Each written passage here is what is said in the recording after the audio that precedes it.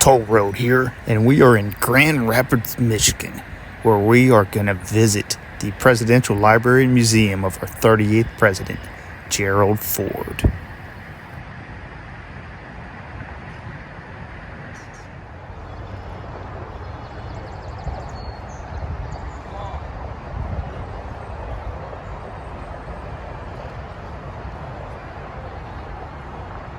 Dear friends, my fellow Americans, the oath that I have taken is the same oath that was taken by George Washington and by every president under the Constitution.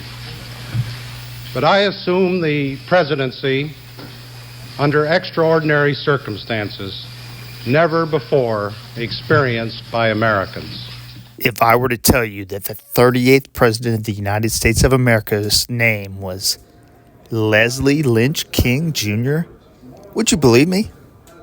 His father was an abusive man, though, and just 2 weeks after his birth, his mother Dorothy took the young baby and fled.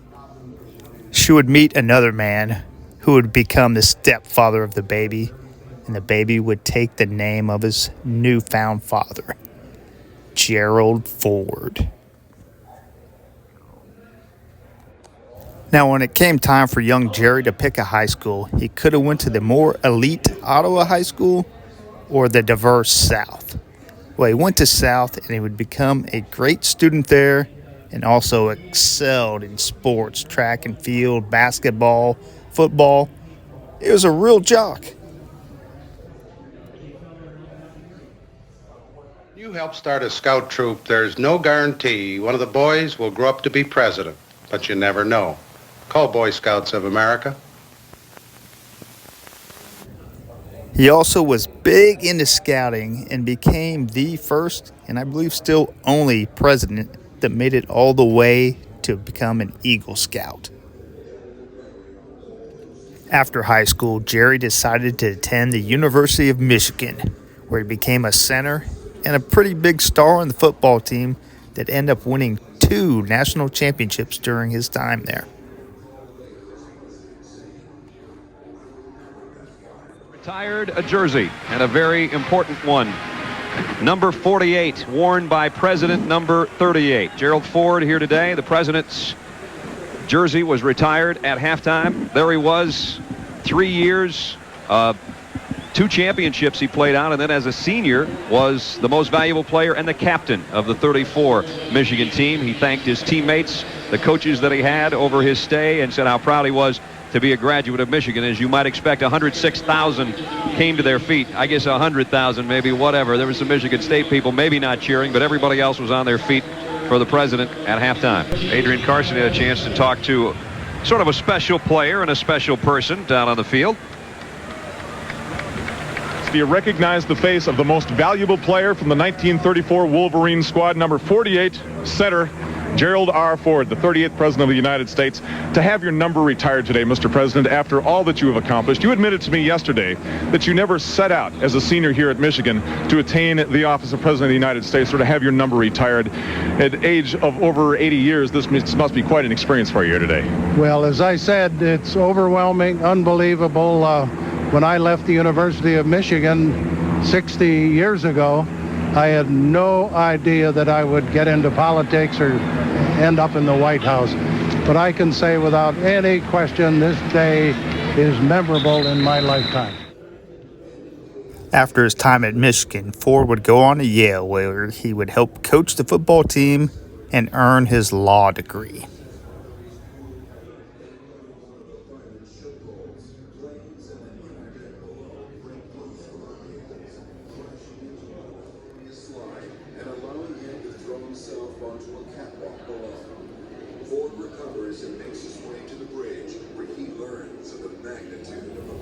After college life, World War II came about, and Gerald Ford enlisted in the U.S. Navy, where he served aboard the aircraft carrier USS Monterey.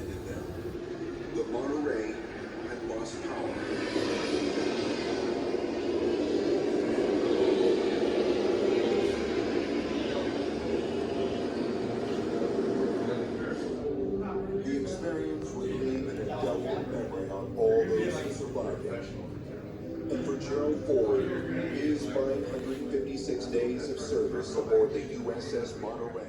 Politics would come next, and he would serve as a congressman from the state of Michigan for many years.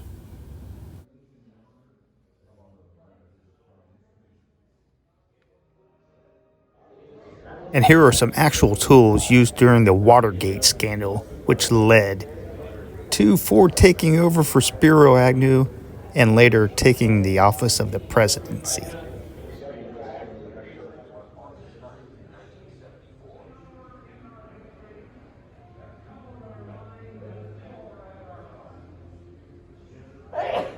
Bless you, random stranger in the background. Bless you.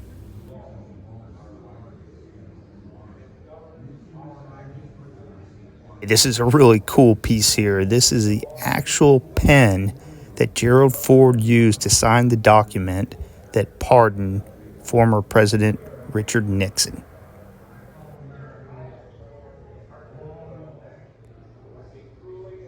September of 1975 was a pretty tough month for President Ford. He had 2 separate attempts on his life in a 17-day span. However, politically inspired violence in America in that autumn was far from over. 6 years after the murderous rampage of the Manson family, one of its members was still out to get the system, personified by President Gerald Ford. September 5th, Sacramento, California. All of a sudden, a young woman dressed in a red flowing gown jumped at the president, lunged at him, and we're told she had a gun in her hand. A Secret Service. The White House press office has now identified the woman as Lynn Ellis Fromm, 26 years old, of Sacramento, and they say that she is linked with the Charles Manson family. Secret Service agent Larry Boondorf was the man who stopped her. I noticed a hand coming up very low and had something in it. The gun was about 2 feet from the president. I saw a hand coming up behind several others in the front row, and obviously there was a gun in that hand. We interrupt this program to bring you the following special report from ABC News. This is the latest on the apparent attempt to fire a gun at President Ford. He was right. It was the latest, but not the last. 3 weeks later, a rerun. On September 22nd, in another California town, San Francisco, another radical, another gun, the same president. Sarah Jane Moore's motives were confused. Her purpose was not. I knew that that's the only shot I would have was a headshot. He came out, looked right at me, and after I fired the shot, he stopped. Cold, and I did have time for a second shot, had never planned for a second shot, had practiced and was psyched for one shot. One shot might have done it if it hadn't been for a man who almost wasn't there. Vietnam veteran Oliver Semple just happened to be downtown. I said, well, the guy's from Michigan. I've never seen him in person. I'll stick around to see him, if I can see what he looks like. Everybody started pushing everybody. For some strange reason, I looked down, and I had seen Sarah Jane Moore go in her purse and pull a revolver. I yelled, "The bitch has got a gun," before I made the lunge for it, as the trigger was going off.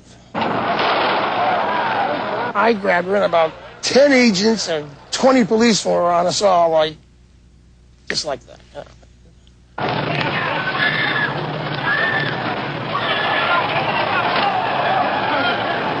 That's the one regret I have, that it was not successful.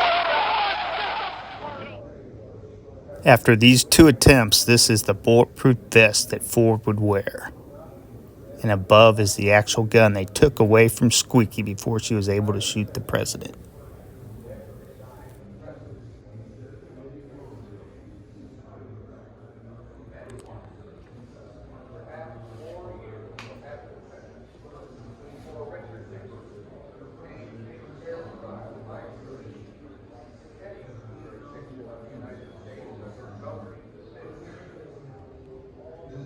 When Ford wasn't being shot at, this is where he did his work.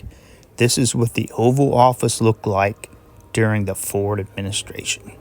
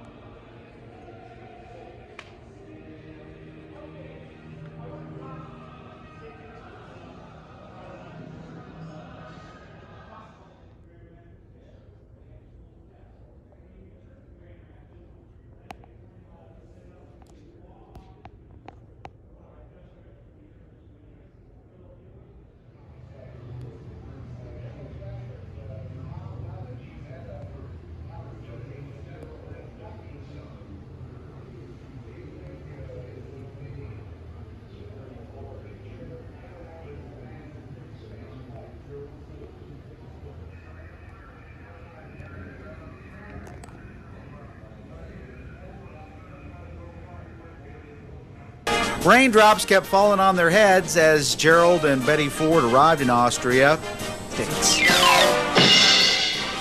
President Ford kept falling on his head, first in Salzburg in front of Austrian Chancellor Kreisky. Hi, thanks for dropping by.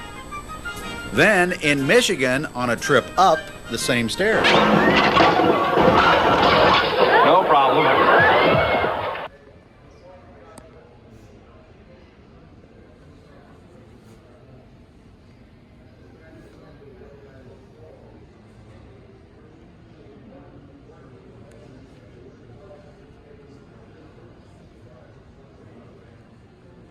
Jerry's wife, Betty Ford, would also make her contributions.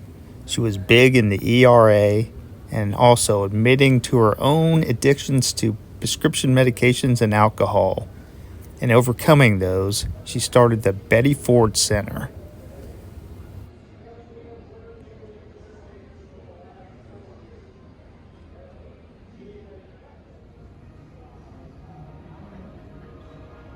Now, becoming a leader of a nation does have its perks. Leaders of other nations, they like giving you stuff. And look at some of the cool stuff he's got. I mean, who couldn't use a giant sword? Especially when people are trying to kill you all the time.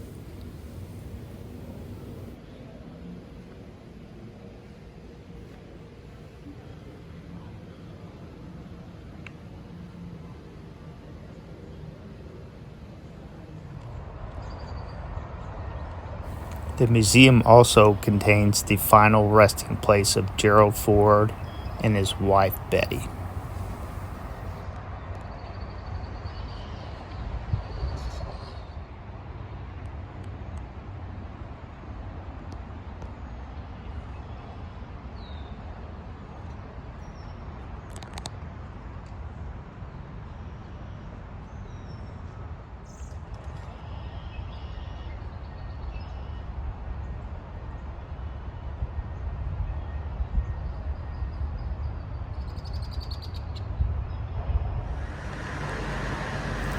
That's going to do it for the toll road at the Gerald Ford Presidential Library and Museum. And, who knows? Who knows where the toll road will lead to next?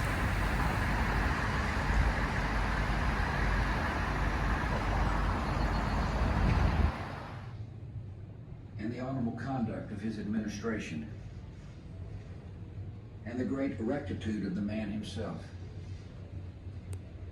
We mourn the loss of such a leader, and our 38th president will always have a special place in our nation's memory. President Ford lived 93 years, and his life was a blessing to America. And now this fine man will be taken to his rest by a family that will love him always, and by a nation that will be grateful to him forever.